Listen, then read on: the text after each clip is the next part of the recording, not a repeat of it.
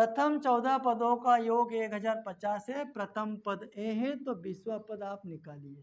पहले 20वां पद निकालने के लिए हमें क्या करना पड़ेगा? ए का मान चाहिए, एन का मान चाहिए, डी का मान चाहिए। सबसे पहले अपन ये योग वाले से अपन मान निकालते हैं। तो ये जो 14 मान है ये आपका किसका मान होगा भैया? एन का मान होगा। किसका होगा ये? एन का। और ये इनका योग है तो एस 14 बराबर 1050। उसने बोला प्रथम पद 10 है, मतलब ए क्या होगा? ए बराबर कितना होगा? 10 होगा। अब डी चाहिए तो डी तो अपन क्या करेंगे? ज्ञात करेंगे। लगाओ फार्मूला इसका।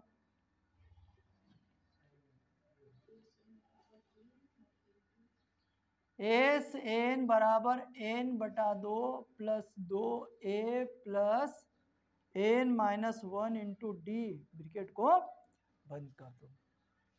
एस एन मतलब एस 14 और एस 14 की वैल्यू दे रखी है अपने पास, ये हटा दो। कितनी दे रखी है? एस एन का मान 150, 1050। एन का मान कितना है? 14 बटे 2। 2 ऐसा कैसा रहेगा? ए का मान दे रखा है आपके पास में 10 माइनस एन। एन है क्या? ये कौन सा एन है? ये 14। 14 माइनस 1। डी का मान है क्या? नहीं है, इसको ऐसा कैसा रहने दो। अब इसको डिवाइड कर देते अपन 14 से। 2 एकम 2, 2 सती 14। तो 1050 बराबर 7। 10 का मल्टीप्लाई करेंगे, सॉरी यहाँ पे प्लस लगाना भूल गया मैं।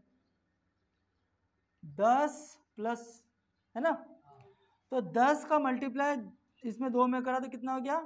20 हो गया। प्लस 14 में से 1 घटाएंगे तो कितना बचेगा? 13 डी। क्लियर है?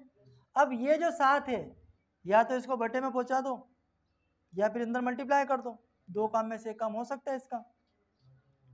बटे में पहुंचा दें, कोई दिक्कत नहीं, हो जाएगा। फिर देखते हैं 150 बटे 7 बराबर 20 प्लस 13 डी।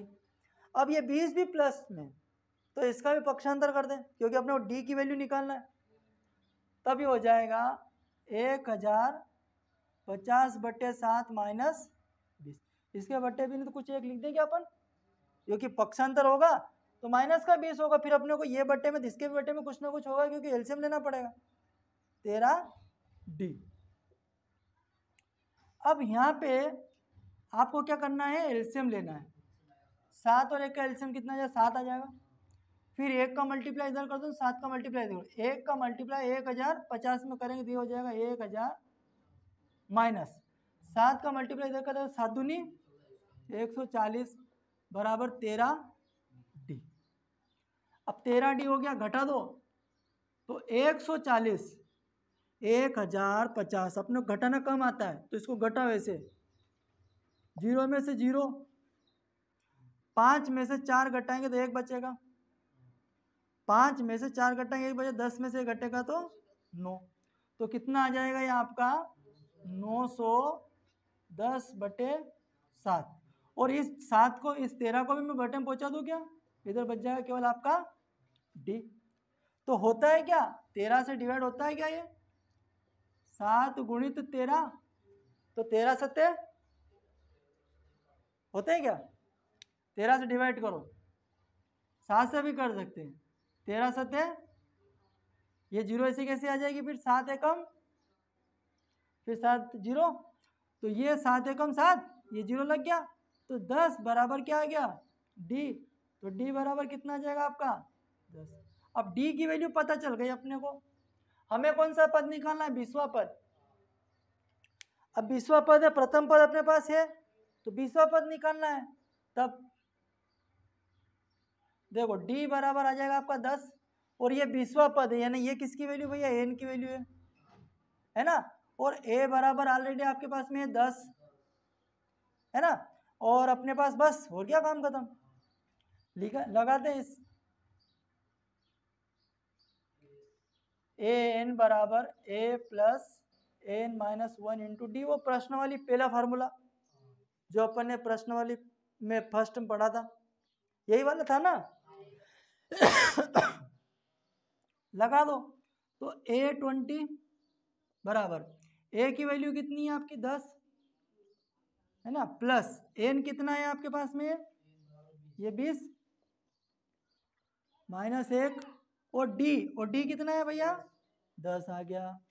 तो A20 10 प्लस 20 में से 1 घटा देंगे अपन तो कितना बच जाएगा 19 इंटू 10। तो A20 यानी 20 10 प्लस 10 में 19 का मल्टीप्लाई कर देते ना तो ये 100 कितना हो जाएगा 90। 10 का मल्टीप्लाई कर 190 आ गया होगा पूर्णा तो टोटल करेंगे तो A20 यानी A20 बराबर 20वें पद का मान कितना 190 प्लस 10 कितने हो जाएंगे 200। तो जो 20वां पद है उसका मान कितना होगा 200। अतः 20वें पद का मान 200 होगा। क्लियर है? ठीक है।